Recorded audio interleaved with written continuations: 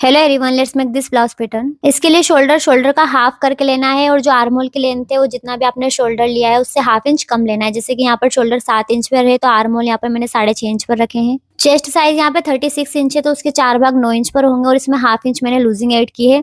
आपका जितना भी साइज है उसमें आपको हाफ इंच लूजिंग ऐड करके इस तरह से सीधी मार्किंग कर लेनी है। टक्स पॉइंट के लिए मार्किंग यहाँ पर हम 10 इंच पर करेंगे और उस निशान को भी इस तरह से स्ट्रेट कर लेंगे। अब सेंटर से 3.5 इंच पर मार्किंग करनी है।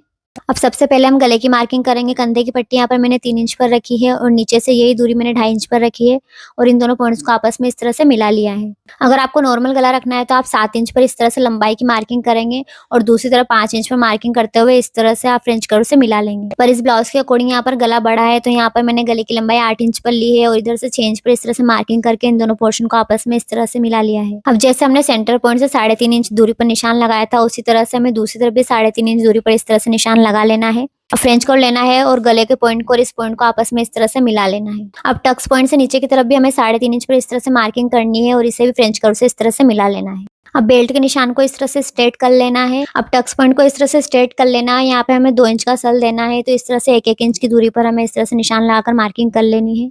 ऐसे भी इस निशान को इस तरह से स्ट्रेट करके हाफ इंच की दूरी पर इस तरह से मार्किंग कर लेनी है। बेल्ट के यहाँ भी हमें टक्स के निशान को इस तरह से सीधा कर लेना है। अब फ्रंट से बेल्ट की गोलाई दे देनी है। इस तरह से सिंपली आप इस ब्लाउज की मार्किंग कर सकते हैं। Thanks for watching and follow for more.